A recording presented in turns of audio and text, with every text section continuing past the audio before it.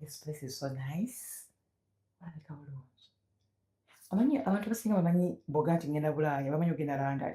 Naye ate nga wabweru wa Bulaaya. Waliwo ebifo ebirala ebirungi. Yes. Nga bwe kiri nti buli kifo kirimu awalungi n'awabi. Oyinza ogenda n'akulabye n'osanga abatali walungi n'osanga ng'atawala walungi amayumba environment n'ogenda Muyenga n'osanga era nga weefuutiise tewategeerekeka naye ati another part of Muyenga nga nnungi so bwe biri abantu it's people that make the place. Abantu babeera abalungi abakakkamu, there's less crime. It makes the place. Okitegeera? Makes the place. Kankole Flavia mwagaza omuntu nze kanyogereko. Njagaza okuba nga nzija e Bulaaya. Muli bantu balungi, muli welcoming. Baba kubanga amagi nga tuli e Uganda. Baba kubanga amagi abantu nga bayogera bingi about Abannayuganda abali e Bulaaya. Abantu abo tebaagaliza, abantu abo balina emitima emibi, abantu beeyo. But nze nga mpa experience eyange because kati guno mwaka sigwa kusatu nga nzija ate ngenda mbere Birmingham banange muli bantu balungi. Thank you so much. Abantu again nga bwe ngambye environment buli muntu personality zaawukana so buli muntu abenga muntu buli muntu abeere judged as a person. Si nti e Bulaaya bonna bwe bati si buli muntu bw'ali. Batugamba Bannayuganda bw'ogenda e Bulaaya toyogera Bannayuganda beewale b'amitima mibi babi bazibu balina emitima gya kisajja era oli abanamutima gwe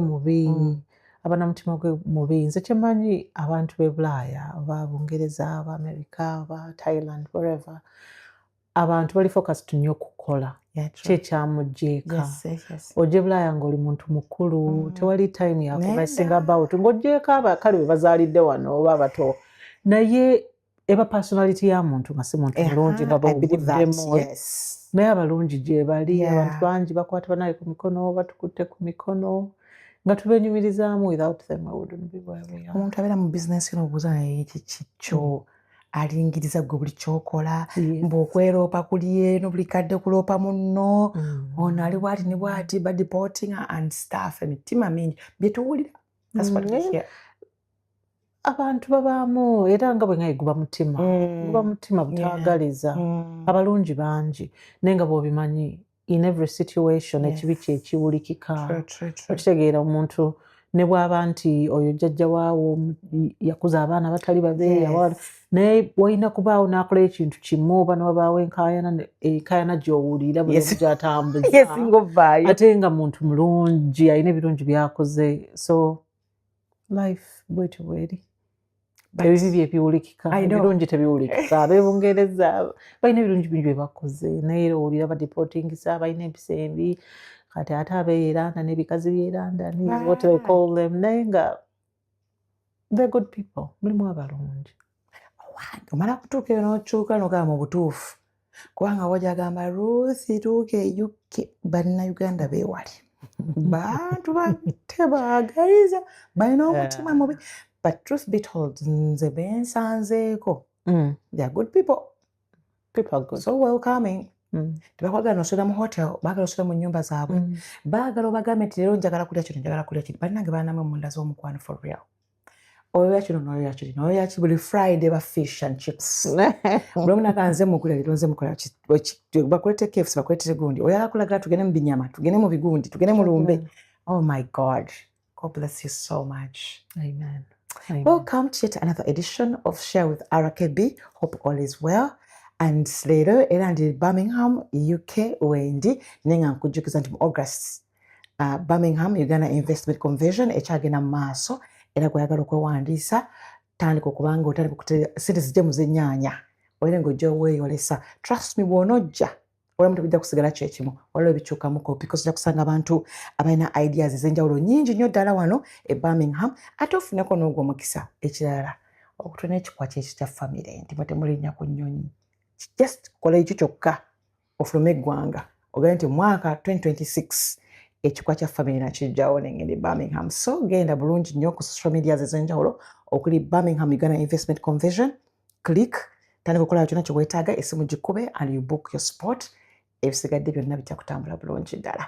Ruth Kalibala gemanya nga bulijjo and today with me is the beautiful Flavia. Ayina amaaso anzijukiza maama wange Nalongo. My mama had eyes like yours. Oh, Agali kids amaaso ag'ekisa. yakutolerako. Yakutolerako. Obambi oli mukyala mulungi nnyo by the way. Thank you. Njagala nnyo okusiima abakyala balungi. Thank you. Ndiwo nze abakyala kwe siva. Kwabula abakyala bagwamu essuubi mwami amussa wansi all the time. Bakyala bane bamussa wansi naggwamu essuubi eryo kitegeera. Naye nze njagala nnyo okusiima omukyala ky'ayina. Omukyala mulungi olina ekisa, you're hard working, you're welcoming, ate oli maama mulungi. Amina. Thank you. And era ekikundeeseza naye atwogere ku buzadde. Kale. Omuzadde abaana bano bazaalidde Bulaaya. Abaana mbazaalidde Bulaaya, nina abaana 4. Ndi mukyala mukulu. Ate aleeri. Ndi mukyala mukulu. Omwana wange omulenzi asooka ali 20. Bamwita Andrew. Well done. Nina wa 18, Serena. Yes. Nina Vanessa. Vanessa is 14. Ne Omugalanda Marcus. Marcus is 9 years old. Mayor we Birmingham. Yes. Yes. Oh wow. Yeah. Kwere Bulaaya n'abaana bannange si byangu. Abaana b'e Bulaaya si bangu. Difference nti bw'oba ozaalidde Kampala waliwo community. Yes. Omwana tomukuza wekka, maama wo, abantu, eyo belonging ate wano oba tugirina. Abantu bali busy, abantu bakola. Kati oba oyina ogguma. Oni bagamba ogguma amakyala. Gali gaba amakyala. Ate mwana weeka mwana. Weeka mwana n'ogamba omwana wo nze kati bwe nazaala mutabani wange asooka. Nalina omwami wange. Kwena emyaka emeka? Alina emyaka 24. Ate bajja kugatta emyaka gyabwe. Ni mukazi mukulu nga bwe ŋŋambye, older adult. Because ate you're a baby. Nali nkuze. Kati omwana oyo, it was a shock to me. Kubanga okuba nti nali nina omujja from zero by myself. Ne taata we. Twakula omwana simajjajja wa munyiga wano teri amukonyigira. Nawe ne bakunyiga? Nga ndi ku ssimu ne maama wange, mami kati nkole ntya, ekirira nkitya, fembi tukitya, obwana bwe tukisika, bwe tukikola ki, munaaziza mu baafu, ebyogero, ate emyaka egyo. Okuva kwenyini mu ddwaliro nga wakazaala akaana, nze kyesinga obutaagala ku mwana naye singa okumumpa. Nali nga saagala kirira. Nga njagala mumpe ng'ekirira tekiriiko. But you're there, mukazi wattu naawe oli mwana, weetaaga mami, olina akaana kaleberera, kali fragile, kalina ekirira, n'omwami temumanyi kye mukola. Embeera eyo yali olina kawere, wazaala normally oba? Mukama yannyamba, nazaala normally, naye omwana yali alina okusigala mu ddwaliro. Yalina jaundice, oba gwe bayita kamuli. So twabeerayo mu ddwaliro nga mutadde wansi w'ekitaala kya buloba kya papo. Twabeerayokko. Naye namuzaala bulungi. Baali bampitiddemu ebyokuzaala nti ojja kuba bw'ati. Kye nali nsuubira ate si bwe kyali nti nali nninda obulumi obusembayo nga ndaba kati binnuma n'ebireka tebinnatuuka kuba ngambye omwana aluma nnyo. So I was waiting for the worst. Naye ate bambi. Kati ninako okuzaala nze my first born nali nga ayagala okukola poop. So baby teyanyuma nnyo. How was it for you? Ngeno kulyanga pupa. Yes, oba owuliranga kati ba midwife ekirungi kya wano nti we nazaalira omulenzi Andrew nga midwife akubaako kati nali mu kasenge naye we twatuukira mu ddwaliro nga sentimita zitambuddeko. So bambi kasi tanna progressinga mu centimeters ezo n'abaana nga yeggula yatuula mu room nange. Kubanga just in case anything happens. Are you in private hospital? Nedda nali mu general hospital ya National Health Service. Mulago we waffe. Yatuulawo nga tulinze. Mulago we waffe. Mulago we wamwe. Bantaddeko obuuma bwe tuwuliriza heartbeat y'omwana bwe bakebera contractions every now and then bakebera wansi oli dilated bitya kati bwe yatuuka okuvaayo so omukyala nga ngamba bwe naakugamba nti no sindika ng'osindika. Okitegeera. So she guided me through it and I'm grateful kubanga tebansala pain relief bakuwa pain relief bampa ya gas and air so nali Bibiki ebyo. gas and air oba samukka Mpulira. engeri gye gukuuliza Yes. ndowooza nga mbobanga atamidde obulumi buba okyabuwulira Yes. but it feels distant kubanga gas and air oyo alina engeri gy'akuuliza pain is not Mmanyi bulumi. Nedda. Mwana, obulumi mafulazi. okyabuwulira naye bambi n'avaayo yali baby nga bwe ngambye yalina just jaundice naye nga Wafuna it was stitches? smooth. No, I didn't. Ku ye saafuna ku wokusatu we nafuna Okay, stitches okay. kuba yali munene yali muwala munene So ye prime gravida. eh Oyiga otya like ebintu bikola byonna awo e Uganda omwana mukolera ekyogero bamulekako wano byokuzoolaba obuuka bumuluma this and that oli ku mawanga. Oli ku mawanga mama wange bambi mama wange omulungi yannyamba nnyo How? guidance ku ssimu ate ebiseera ebyo nga tetulina whatsapp ku ssimu nga omukola bukaadi bu talk home kabaako £5 tekasaana kwogera ssaawa omukubira mami biki nakugaba omwana kola bwoti kwata ekigoye munyiga omutwe kola bwoti muwumbewumbe bwoti. It was so hard nga ate omunaaza mu mazzi ga bulijjo nga tewali kyogero. Ekyogero kyajja later on yasobola okiweereza bakijja Uganda naye kyajja wayiseewo weeks. Muno mulimu ebidoddo namwe nayo emiti mingi. Bw'oba obimanyi naye ate ani agenda okukuba ensiku okunoonyeza ebyogero okugyako gwafulumye n'ogaakano bwe kati naye mami yannyamba namunaaza sabbuuni owa bulijjo. Naye ng'omusobola mu bbaafu takuyita munta muguluba. Byali bizibu twaguluba otudde wansi tumanyi bw'omukwata omutereeza amazzi oba oli akutte obugere gw'okutte n'akatwe ng'akana katini bwe kati. It takes time. After a while ng'omanyi teri agenda kunnyamba oguma n'oga omwana wange nina omunaaza ate naye kuba kunyiga Kampala mulina privilege nti abantu osofuna abakunyiga bangi essanja ne bakunyiga essanja mu mutwe mu mugongo mu lubuto wenyiga kati waliwo owa Infotrust Miriam yakola mama's sport mama's touch enyiga kati bannakawere ogendayo ne bakuwa ekitanda basically olumala okuzaala omwana bakweta muyonsako buyonsa maternity nurse nodde engulu zatunya feeding nga nsumutegera feeding omwana we yasooka yatabuka n'omwana owokubiri olabye feeding olaba mbutuufu obunakawere tebumukutudde nga tazzeewo mangu because of mama's touch. It's that care kuba omwana bw'oba olina that extra support it helps. Naye kati omwana omulina at that time maternity leave nga bagaba nti ni 2 weeks taata we naddayo okukola omwana nga mubaako omwana ng'alina obuwuka ng'atwebaka ku makya 11 emisana olina omulabirira olina okwoza ebintu olina engoye ze olina okufuna mama gwe taata agenze kukola taata wakomawaako ye naye nga bizibu. It was so hard ku mwana wange yasooka. Mama akaaba n'omwana omwana bw'akaaba nga naawe okaaba kati omanyi kyamukolera tolina gw'ogenda muwa okooye and you're so lucky nti tewafuna siza okitegeera simanyi bwe nandimukoze omuwummuzaako wali kale nga support weeri aba health visitor bajja ne bamukeberako ofuna health visitor ajja n'akebera ku omwana is everything okay kalira kaavuddeko kino kiri okitegeera you get that support mu community ey'abannansi Flavia kubanga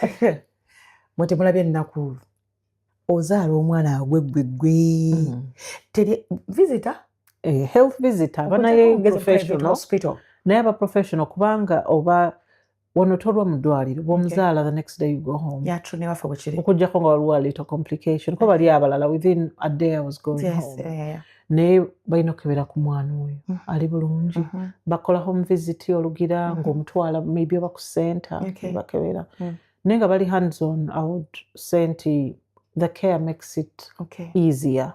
I even heard nti ne GP atandikira waawo omwana alina okuba ne doctor we yes kuba balina omuregisteringa alina National Health Service number alina doctor we kuba tosobola kumanya abaana if they're not monitored asobola okufuna obuzibu nga temumanyi ate nawoba omuzadde bamukeberera obu heel prick test ne bakebera sickle cells balina blood disorders bakebera n'ebyo ebirwadde abaana bye bazaala nabyo biri genetic. So kikuyamba n'omanya nti akaana kange ka carrier, akaana kange kali tekalina sickle cells. Kubanga tulina sickle cells mungi e Kampala, the testing, okay, it's getting better.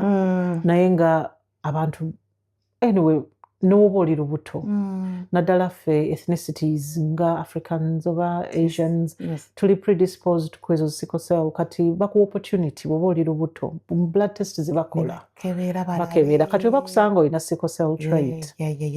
Babuuza omwami alina atalina. So they give you the opportunity omwami yo naye ne bamukebera. Kubanga omwana bwe bamanya nti mwembi muyina chances ziri high okuzaala omwana alina sickle cells. Ate tubamanyi bambi life yaabwe teba nnungi, balwala nnyo, baba mu bulumi, their life is, you know. Kati bwe bakebera omwana oyo ne bamanya, they give you the opportunity to get to, you both carriers.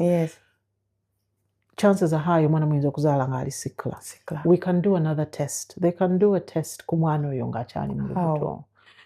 Siri musawo. Naye they can do test. Bakebera basobola okufumita mu lubuto ne bajjamu ne bafunamu ku mazzi ku mwana oyo ne bakebera, and they say to you, if that's the case, it's your choice. Do you want to carry the child full term? Because no test bazikola earlier on mu pregnancy. Like 4 months, 3 months? Probably about 3 months, 4 months. Nga termination ekyali possible. Kuba tosobola kugamba ekyo ng'omwana alina n'ebitundu ebyekyama ekikulu byonna ebisembayo okutonda. Kati opportunity bakubuuza then okitegeera nze waffe nze I've got a sickle cell trait, so when my bloods were done nga nina trait, omwami nga tamanyi tebamukeberanga, naye ate ekyatuyamba ne bamukebera nga talina, so that was good. Naye abaana bonna, of course, abaana bonna benzadde babakebera okulaba kati ffe abalina sickle cell trait, we are not full blown nga sickle nti obulumi n'ebiki malwaliro, naye yes oba carrier, olina ebintu nti buyinza okusumbuwamu. From what I've been told, nga bwe nga siri professional, naye from what I've been told nti bw'ofuna olubuto, of course balina okukebera, naye ate ne bw'oba olina operations oba dentist oba biki balina okumanya, because your blood cells are still a bit zirinamu that sickle in them. Balina okumanya you need different oxygen levels. Ate ne bw'oba omwana agenda kufumbirwa, kubanga abaana bafumbirwa buli gwe basanze, naye bw'amufuna nga gwayagadde ate nga bombi balina trait, okitegeera, era chances ezaala abaana ba sickle cells. So testing is important. Ate Uganda ffe tukebeza siriimu.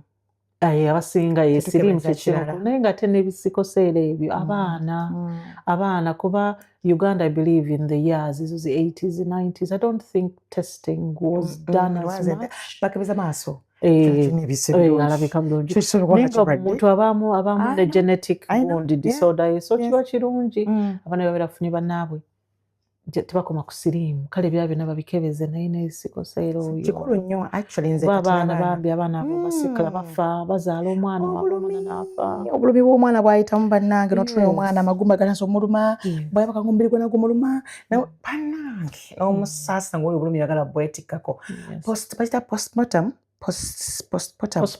Yeah, that one. How did you handle? Era kiti kitya ewammwe? Si kyangu, again, kagambe nga mu African community. Yes. We need our people around us. Weetaaga nti ozadde olina zze n'akuyambako, oba kkubidde ku ngoye mu kyuma ne zooza n'ogenda ne weebakako.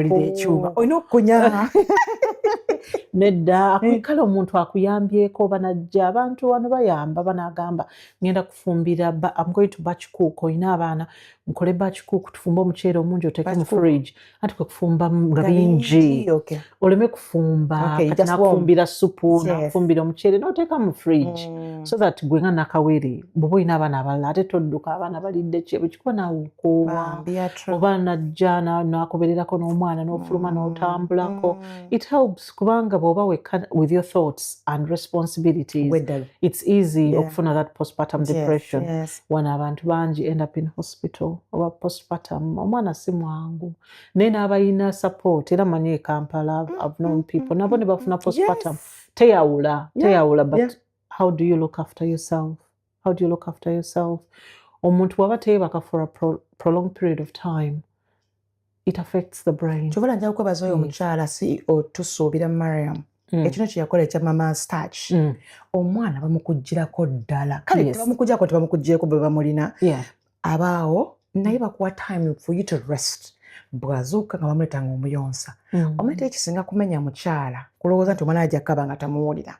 Nti omwana we akaabye alina okuzuuka mu feeding. Naye omanyi nti omuntu amulina asobola okumufaako bulungi.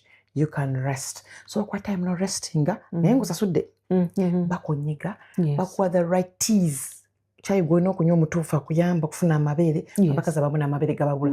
Omwana n'akaaba nga you can't sleep. You can't. Ate nga tomanyi kyakukola.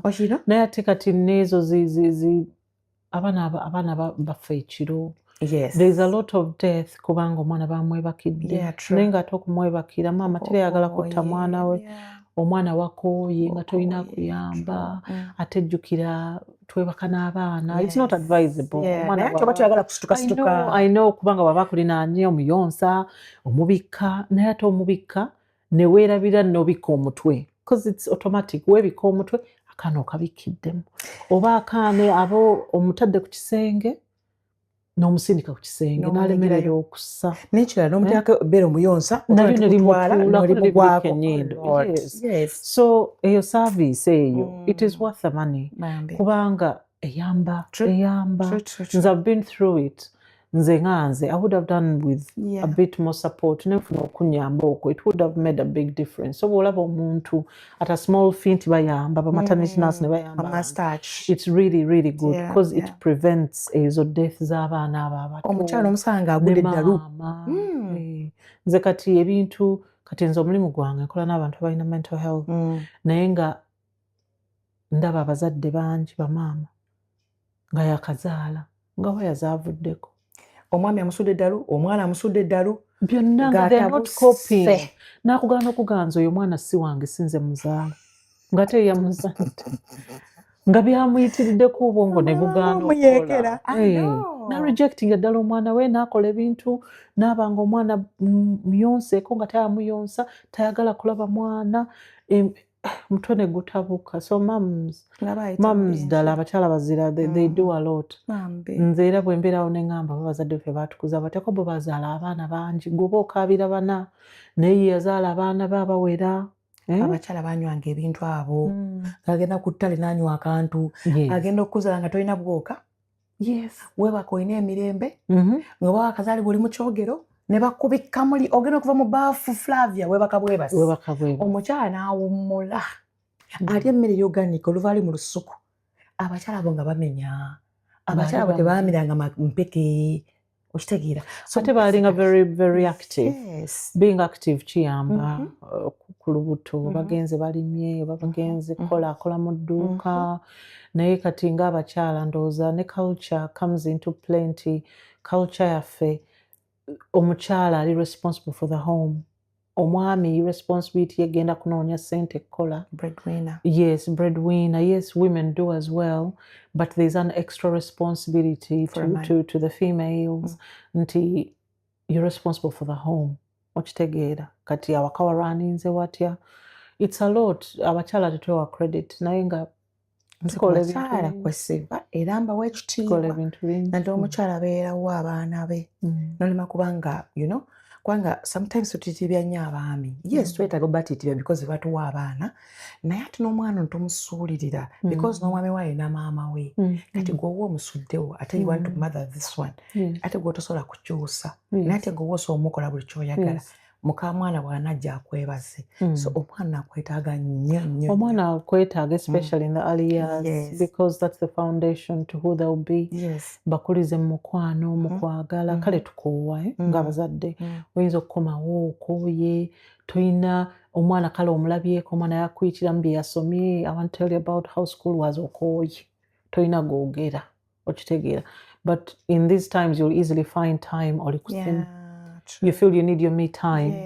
Abaana baalidde abaana bali okay okitegeera kale bw'oba olina omukozi nga yakuza abaana bo naye ng'ate values ffe ng'abazadde tulina instillingamu values ezaffe nti omwana najagala abeere respectful omwana wange abeere nga bw'afuna ekizibu they can talk to me. So how do you do that? Because bw'oyogera ku mulimu gwo, you seems to be like a very busy woman, but still you're a mother. So how do you get time okubanga olina abaana bana? Muli abawala n'abalenzi. Abaana bano bakuzizza otya? Abaana, I would say tewali straight road oba straight answer. Ebimu you take it as the day goes. Otunuulira what you're facing on the day. Naye nga the parenting I know is mostly the parenting. Bazadde bange bankuzaamu, bakulaga omukwano, okitegeera. Balina ekisa, bakuyigiriza emirimu. Kati n'obwana bwange njagala bube nga bukola emirimu, nga bussamu abantu ekitiibwa, nga buwuliriza. Every day is not perfect. Waliwo ennaku ebitabuka oba n'abeera upset oba biki. Ate abaana ba wano baagala you talk about things. Naye ate bw'oba olimu okuboggola. Bw'oba olimu okuboggola, then you can't really communicate. But when you say bakuzizza ng'abazadde bo bakkuza, because bw'otunuulira abazadde baffe baatukuza, omuzadde tomuddamu. Omuzadde bagamba omuzadde bakutunuulira vaawo kyokola kiveeko ddala. Omuzadde bw'aba atuuse va mu ntebe otuule ebbali muzadde w'atuule. Omuzadde bw'aba azze essaawa y'amawulire va ku TV remote kiteeke wansi olabe. It's different here in UK. It really is different. Kati bwe ntunuulira eyasooka bwe namukuza my 20-year-old ne bana abato, I've learned obakuza naawe oyiga how to parent. Mistakes ze wakola kwasooka ate banulime zikola okitegeera. Kati waliwo emize gy'oba olina okweggyamu. You can sit and talk about things. Okuwa omwana is not the solution. Not only do you damage them, you traumatize them. Naye ate nabo bakurejectinga. Omwana bw'omutraumatizinga ennyo akurejectinga ng'omuzadde. Ogenda okukula omwana wange nga tayogera nange, omwana wange tanjagala. Ng'ogezaako mmuzza ate nga it's too late kuba mwakula.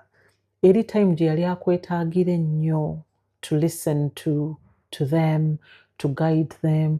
Omwana abeere nga ne waba afunye ekizibu asobola okujja n'agamba mami kino bwe kiti ne bwe kiti. Aleme kuba nga akutya. Naye nga bwe ngambye you learn with every situation and with every child you get better. Si byangu. Bw'ogamba nti wano you have to listen omwana omuwulirize oyogere naye omuwa obudde.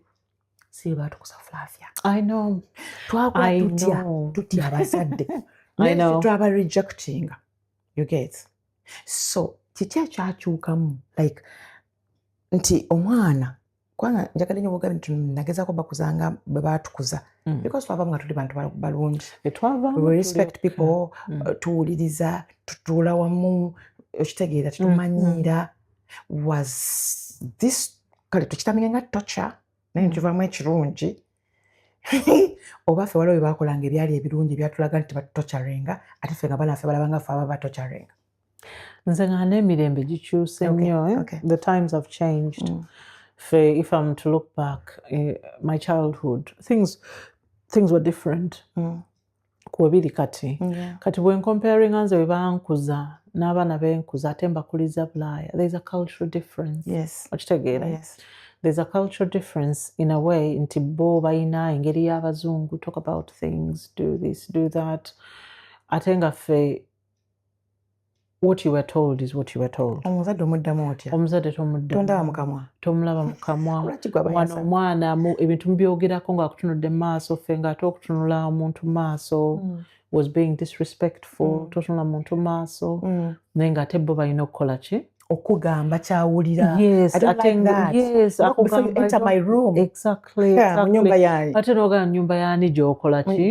Gy'olimu. Ennyumba y'ani. Exactly. Ennyumba y'ani. Naye wano you learn to be more tolerant.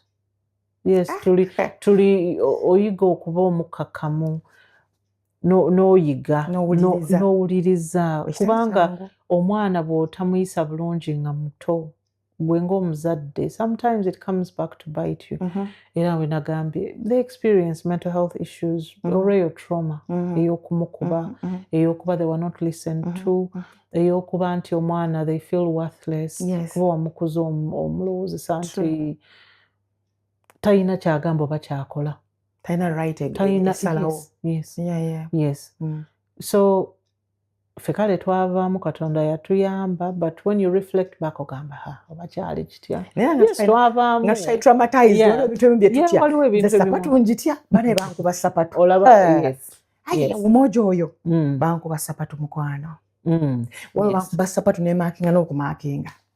Naye navaabo, kubanga efujjo nalina lingi. Kuba ku ssomero baatukubanga, ekaba kukuba, community ofunyeyo abokukyalo, naye babakubye. But we sort of survived. We survived, we learned from it, we learned from those mistakes. And hopefully tetugenda zikola ku baana baffe. Ate wano ekiriwo nti omwana tubakkiriza kuba mwana. Bw'okuba omwana wo, there's a risk you could lose your child. Bamukujjako. Talking about that. Yeah. Bayibuli egamba sula omuggo n'omwana. Kino kituyamba nga ffe abazadde nti amateeka gano mugagenderako nnyo nnyo e Bulaaya, temukuba ku mwana, temukola mwana, abaana mubajjamu mutya. Nga ne Bayibuli egamba osula omuggo n'omwana. Anti okuba si kye kimala byonna. There are other ways. Okay. There's consequences. Kiyinza okuba nti kale oba olina taabu nja gikugyako. Oba teri kulaba TV. Abaako ne kyayagala. Bwe mba nkufulumya oba we go out all the time, then that's a privilege gy'omuggyako. There's so many ways z'osobola okukola ki. But more so, tulina okuyiga okufuga obusungu. Omwana n'omuyigiriza otya okufuga obusungu bwe nga gwe bw'onyiiga okuba mukubi. There's ways to reflect on behavior and to learn from these behaviors. Nti bw'aba oba ayina ekintu kyakoze nga kibi, bw'aba ayina ekintu kyakoze nga kibi, gwe omuyigiriza ki? Omubulidde consequences z'ekintu ekyo oba okubye mukubi. Kati bw'oba okubye mukubi, kati ye kyayiga nti nze bankuba naye bankubira eddakiika 5-10 neŋŋenda. What have they learned from it? Oguba. Yes. Tuula mwogere nti wakoze kino si kirungi. Ate olwo n'ebintu ebyatukubyanga tebiriimu. Weeyasiza essowaani. Bane essowaani tokkeera n'ogaaka ngende nzaase. Yakuvudde mu ngalo n'ogyasa. Nga ne maaso ogyasa. Yes. Naye kati ekintu bwe kityo kiba omuzadde bakyamunyiizizza n'akukuba. Oyenjeera, otambula nnyo. Oyenjeera naye ogenze kuzannya n'abanno. Omwana muweemu time nti kale omaze okukola emirimu gyo gyonna ogimaze, do it as a reward. Nti yagenze n'asoma, akoze homework, akoze bikigenda ozannye ne banno aweemu okolewo. Akiyiga ebeere nga reward. Nti bwe nkola bino byenina okukola, I've got this to look forward to. Ati kati omwana bw'omwanyo ne freedom eyo, abazadde bagambanga nti omwana aliko okumanyiira. N'abanga mu abenkana ntudde naye tudiscussinga tutya. Omwana yafuuse muzadde wange. Kubanga there's a very thin line mu makkati g'akamanyiiro ne respect. So mwe mukikola mutya kubanga mukibalansinga. Omwana atayitamu kuva mulenye kujja gy'oli. Tebali perfect. Oluusi abaako waagibuuka n'ogamba like ogambye eki. Naye kasita oba ng'omanyi omuzza, olina omuzza nti that is disrespectful. Oba kati nze ndi muzaddewo, yes, we can talk about things, but most of all, I'm a parent. Nina another hat on as a parent. Yes. Ate tulina ekyo nti omwana muzadde taba mukwano gwa mwana. Yes, you can be friends. There's nothing wrong with being friendly with your child. N'omugamba ate kati oyogedde mu bubi oba n'omucorrectinga where they've done wrong. Yeah. But the older they get, the harder it becomes. Naye bw'obanga eri foundation wagikola eno gye bakulira eno mu teen years, it gets slightly easier.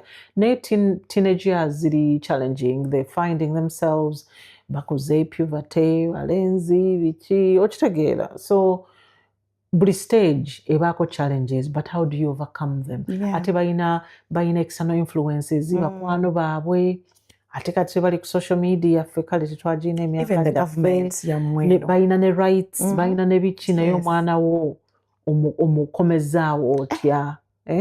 Omukomezaawo otya? Abamu bikola, abamu bigaana. Omwana n'olaba omwana, abaana obalaba.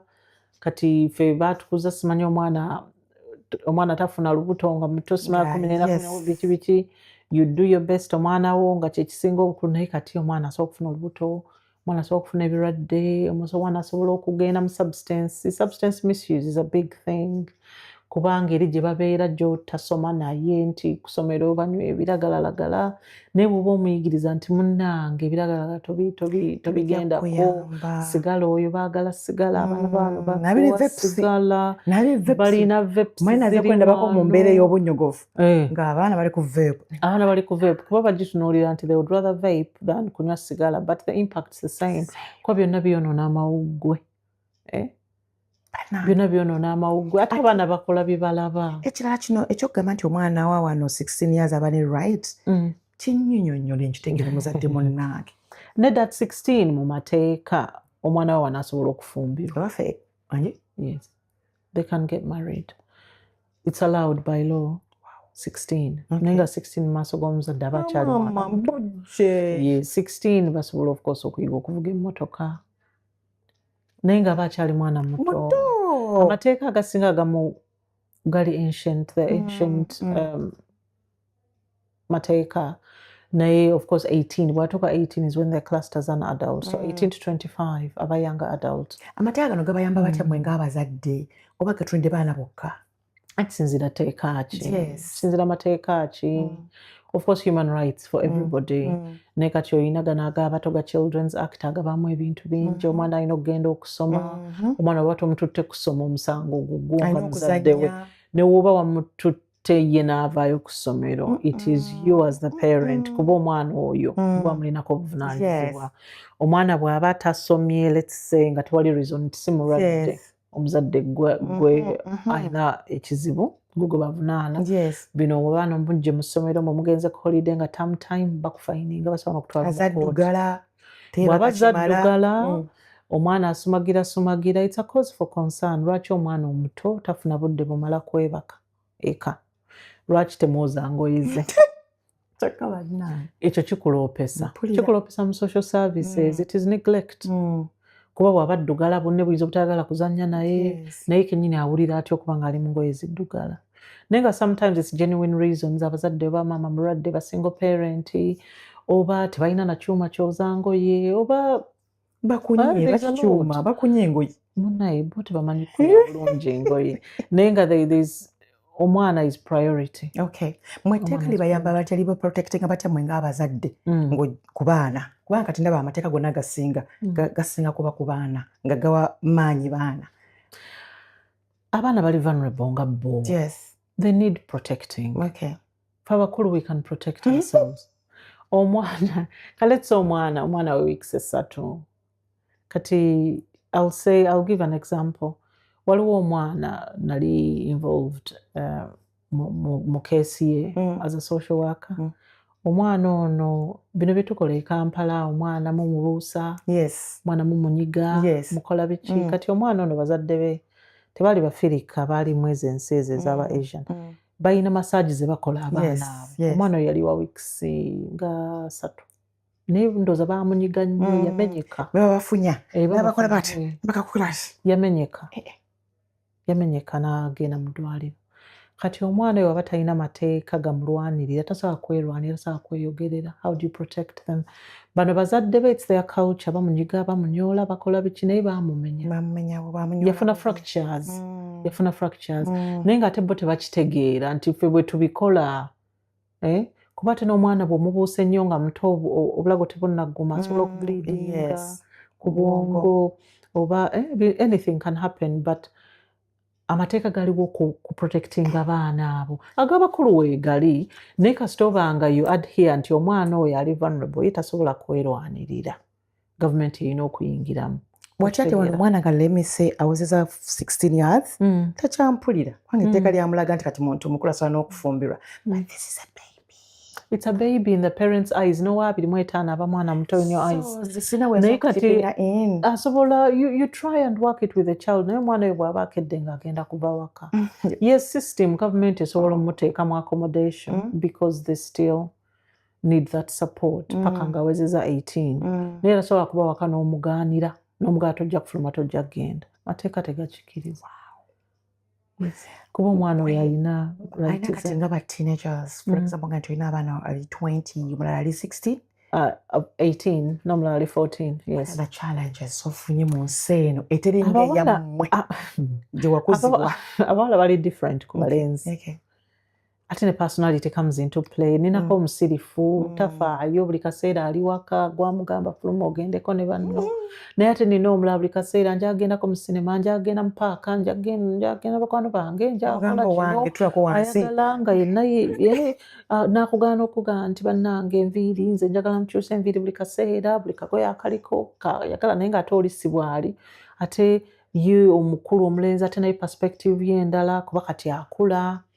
Omutunuulira mikwano alina mikwano ki, bwe batandikira awo to experiment on things, akoze biki, kulaba nti olina open relationship, nti abaana basobola okwogera naawe.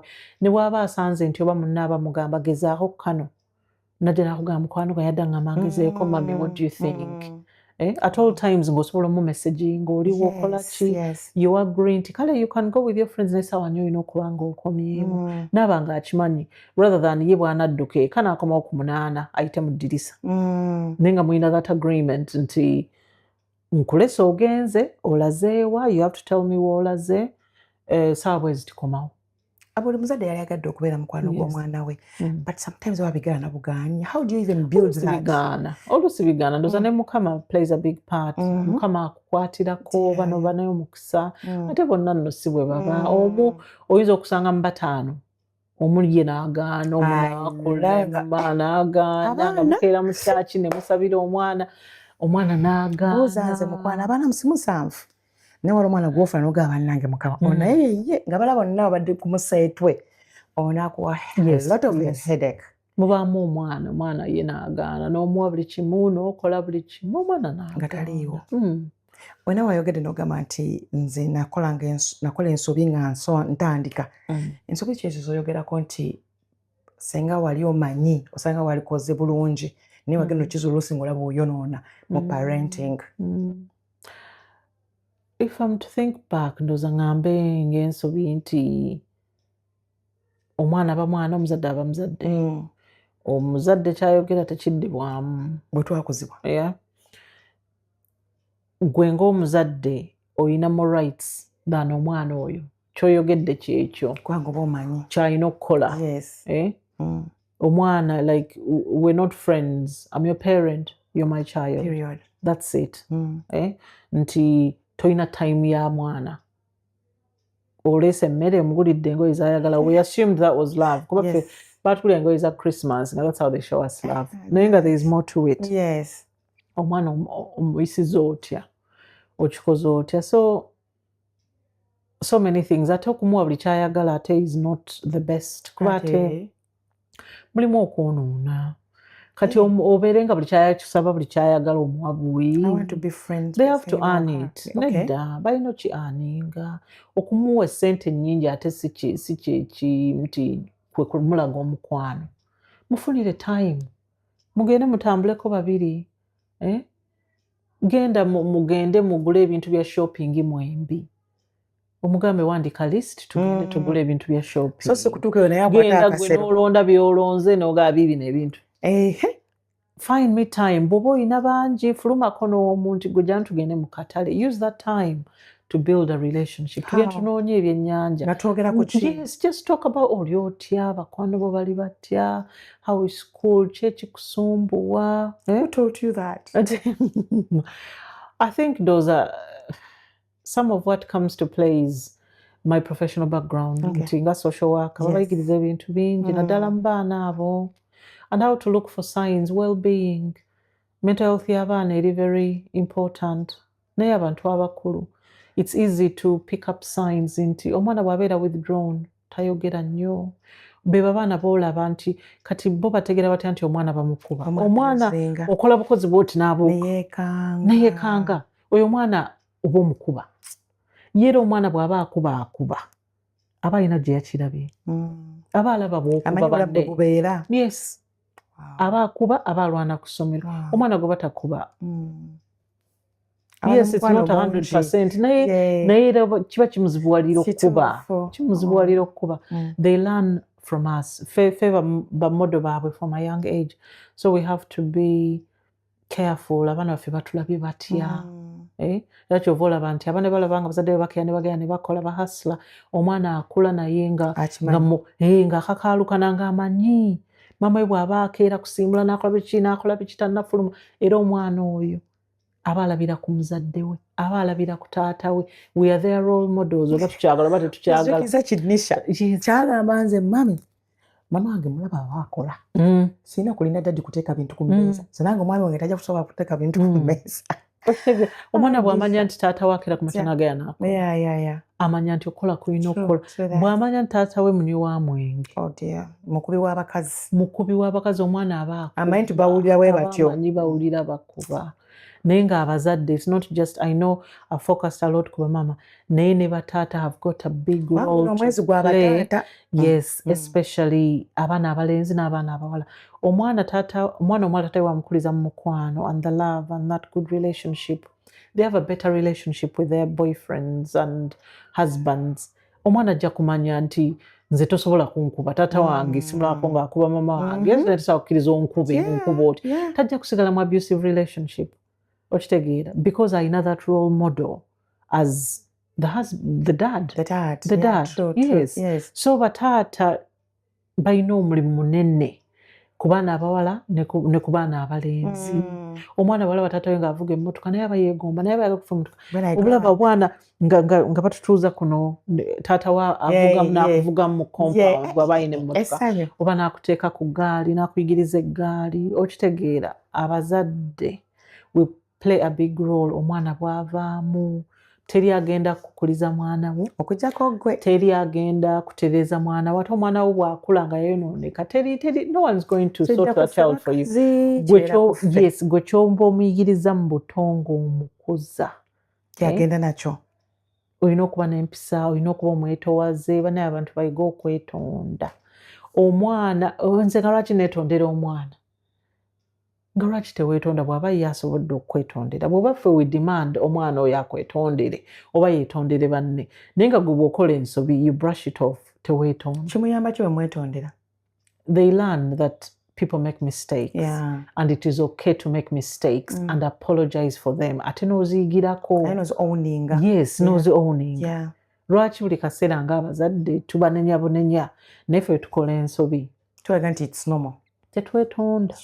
Tetwetonda nga lwaki teweetonda omugamba I'm so sorry saategedde oba obulala kale ekyo sijja kiwala kyange kyagula soda kimuteeka mu fridge tuveeyo ne taata wakyo nga tumunywa akera ku makya tamulabawo abuuza ani anywedde soda wange bagamba mami batwala agamba mami I'm not happy with you konze kiki soda wange konze wange famu twakomere dadi twale okay naye temwansabye ko taata we excuse me man eno ennyumba yange niyo fridge yange nze mmeka biwakali ebyange ko ye dadi yabadde wange naye temwansabye nga bwagulanga ogamba nga byaffe twabitolanga so bituwadde n'abeddala serious atonaga bala omwana ali serious nengamba dadi omwana ali serious nemugamba abulanko obuwulire nasooka mugamba gundi jangu genda ogula soda tumuzzeewo nagamba mami si kyekikulu sikyakuzzaawo naye okuba nti yabadde wange and you didn't even ask me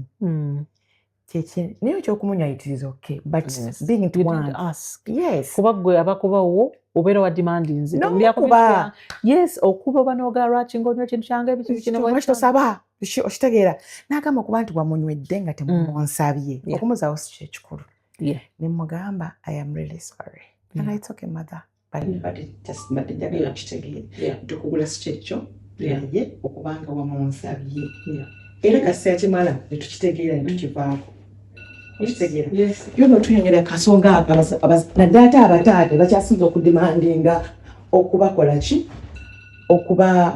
okubeetondera okubeetondera buli kadde nti taata kasita abeera amanyi nti nno omwana yakoze ensobi abeera ayagala amwetondere ng'abazadde tulina okukiyiga nti okwetonda si kukuyisaamu maaso si kuyisaamu maaso but omwana olina kyomuyigiriza nti weetonda kuba weetonda omala bagamba yeetonze like bweweetonda omala bingi omala bingi it makes sense yes naye kati mwe ensi yammwe playing a role nini nnyo mu bakuliza abaana temustrugglinga nnyo nga ffe olwensonga nti omwana alina akasente kaafunayo ffe tetulina ffe tuyeeyeza abaana baffe basically tuyita mu kulwana kungi nnyo ddala kyobola njala kwebaza bataata bonna abafaayo okukola obuvunaanyizibwa okutuukiriza balina okutuukiriza mu bulamu bw'abaana baabwe nga ye yekka kwatandikira maama akutunuulidde n'abaana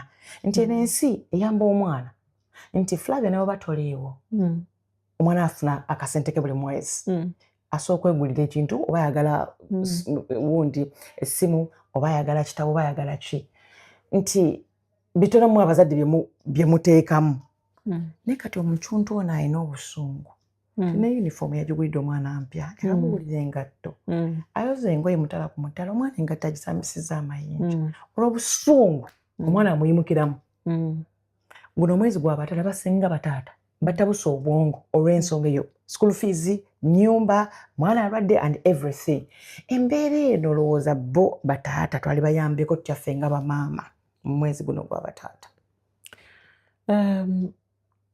nze ndowooza ekimu ku bintu ebikulu awo responsibility tulina girekera bataata bokka bamaama naffe we've got a role to play bw'oba okola ebintu byo byonna tobirekera taata sente ya kikazi obaako nakasente ekikazi naye tetubirekera bataata bokka lwaki yekka yagula uniform lwaki yekka yagula engatto have equal responsibility abaana bano mwabazaala ate mubazaala by mistake mubazaala mubaagadde omusajja yakusabye omwana lwozaalirayo Flavia nzaalira kyana kirenga ebiso ng'ebiryo naye omwana oyo muba mwamugiramu embi equal responsibility byonna tubirekera basajja they'll be less frustrated tosobola kubanga gweokola nga akasente kako kawaka naye ng'omwami omutaddeko olina okugula emmere y'awaka olina school fees olina biki wakiti mukwatireko ku uniform mukwatireko nga twaki byonna oba obimulekera ate bw'obikola naye aba amanya nti bambi nze wano ndowooza difference ku ekyo ne wano muyina equal responsibility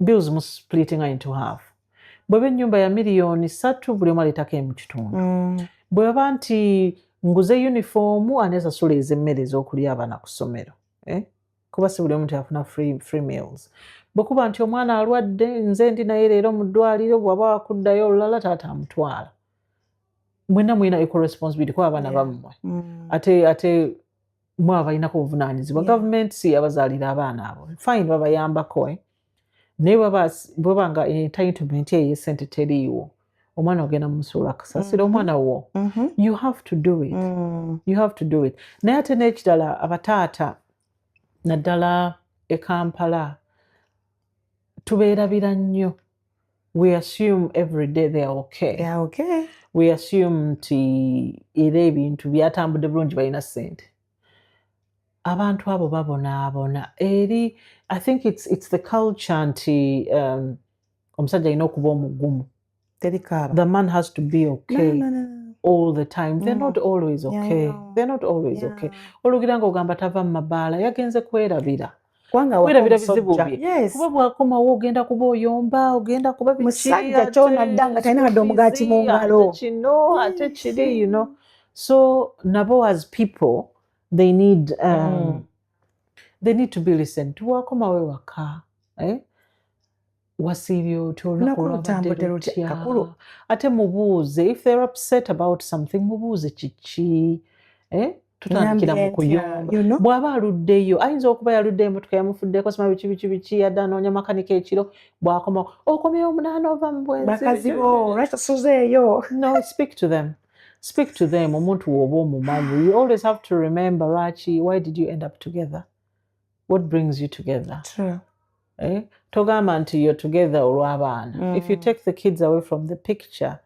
kyekiriwa abaana babasangawo bana babasangawo bano e Bulaaya eno oba akasente kano kabawawe every month tekabalemaza mmwe ng'abazadde tekabajjaako obuyinza bwammwe kubanga tikatokatula mu groundinga nga lweda alinamu akasente naye kati olaba sente ezo baziwa abaana from when they're born sente ezo zigenda ku akaunti ya maama yes zigenda kati anti bayinza okukuwa child benefit oba child tax credit bagikuwa kuba okola sente zikuyambeko ku mwana oyo naye abaana gye beeyongera obungi the less money you get okitegeera kati sente ezo ebiseera ebisinga zigenda ku akawunti ya maama oba zikuyamba okugula ku pampa zikuyamba okugula ku mata teziba nnyingi naye ziyina engeri gye zikuyambamu it's only when they get let's say oba ku 16 oba 18 bwaba applying for the normal benefits oba universal credit oba ani ezo ze zigenda ku akawunti ye naye zino kati abazadde abamu kyenda bye bakola sente ezo abatazikwatako kati omwana letse bw'aweza 25 oba amaze okusoma yeetagugulayo akamotoka namugaa sente zo zizino nazitereka all through the years okolemu something okitegeera oba abazadde abamu bwe ziba zijja buli mwezi naye aba ayongerezaako ne kaba ka savings nti omwana bw'aba akuliridde omuwa nti eno entandikwa sente ezo wazitereka so I've got many friends nti kyebakola waliwo omumanyi naye yali amuteerayo kati we yakulira oba yalinga oba 25 ng'ayagala kuteekayo ku sente eggula nnyumba mortgage ng'alina deposit nga sente ezo yazitereka oba kati sente ezo baba tebaziku kati kibale nti sizikoleredde sizimanyi zituula eri ku akawunti sizikwatako kuba abaana we don't know about tomorrow bw'oba osobodde ng'olina abaana gulawo bwa akawunti obaterengako obusente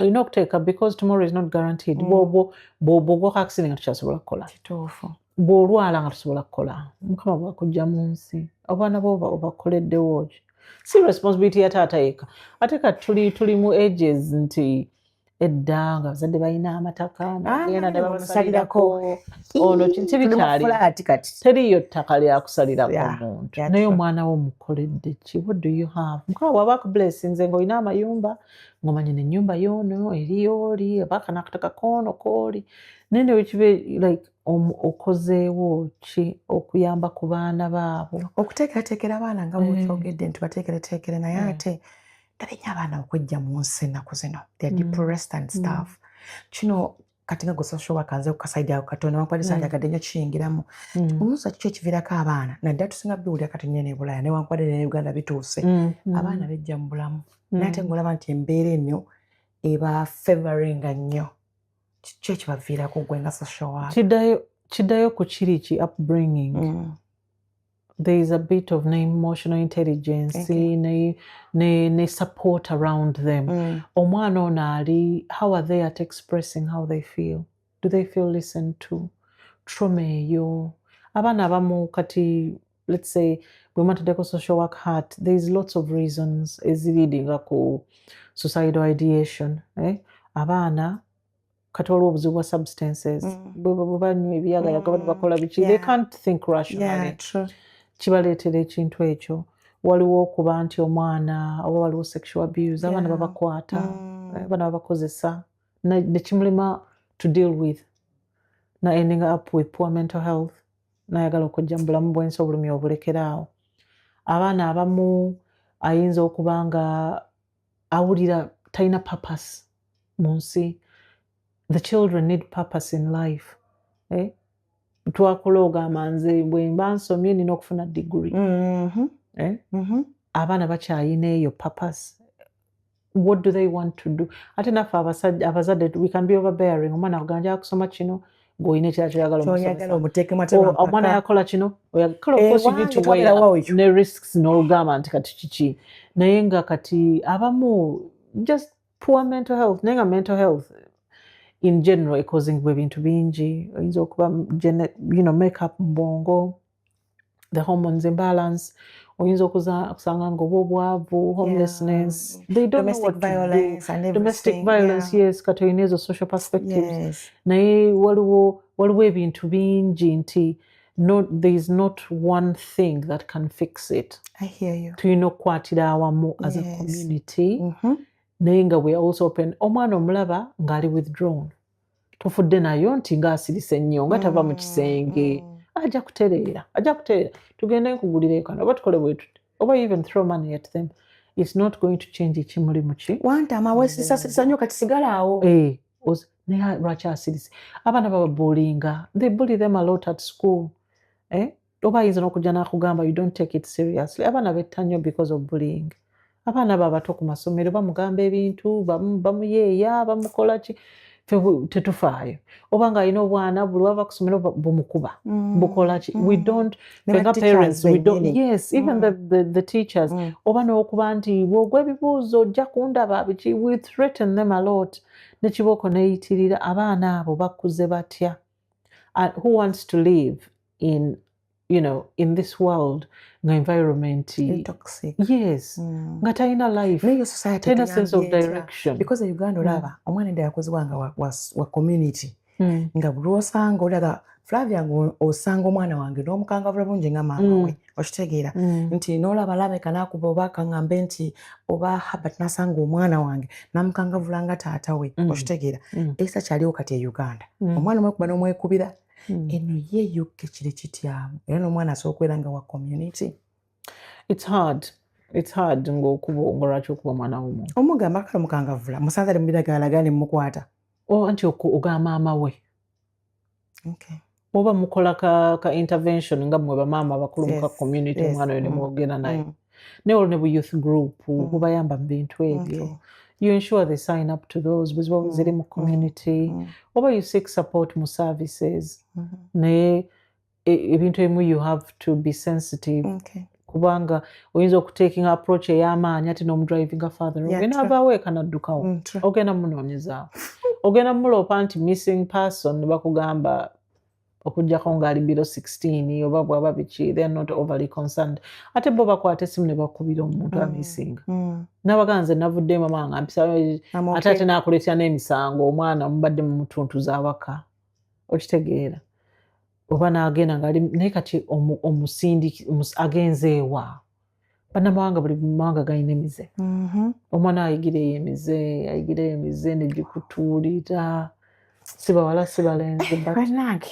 okuzaala si kwangu okubeera omuzadde mulimu gwa 24/7 tova ku mulimu toba na leave buli kadde oba on oba parenting there is no break ate ndoza nga bwe baatugamba oyinza okulowooza omuzadde avuddemu simanya 18 omwana avuddemu naye omwana tokoma kuba muzadde we bakanga omuziize nze kati ndi mukazi mukulu naye era my mother era omulaba nga akola parenting somewhere somehow so omwana takula maaso ga muzadde simanyi bwe naaliwadde nga mama wange waali kati nga ndi bwenti I don't know I just can't imagine naye nga tutumba omuzadde omupya for example kati tumanyi abaana bamu bava e Uganda ne bajja ne bafumbirwa kuno eri abadde amanya abaana n'abantu bangi kati nga nawe kiwayitamu bubaka ki bwali muweereza essaawa eno omwana oyo avudde e Uganda n'ajja wano n'azaala ng'ali kuno buli kimu kimutunuulidde nga bwe wali they have to remember where they come from they have to balina okujjukira roots zaabwe ne gye baava balina okukeepinga communication n'abantu baabwe ate balina okujjukira nti every day is not the same leero luyinza okukaluba naye enkya terujja kukaluba ate kola emikwano woosetulinze ate beera na musaabisa bamukama akulaga abantu abalungi akuwe that discernment nti omanye nti ono omuntu mulungi ono omuntu mulungi kamwekwateko yigira ku bantu olina waba mubi era omuyigirako ekirungi kituufu and be your own person yourself be your own self we all have purpose in life naye Katonda bagamba ayamba beeyamba kituufu ntukira eddiini magezi gye bali ofunyeeyo like advice ennungi mu bulamu bwo bukyanga ojja ku Bulaaya I'm trying to think. What is the best advice you have got? Ngezaako kulowooza you come across so many people buli omu n'akuwa buli omu n'ofunayo k'ofunye ku muntu oyo be true to yourself you're your number one fan be true to yourself do what you can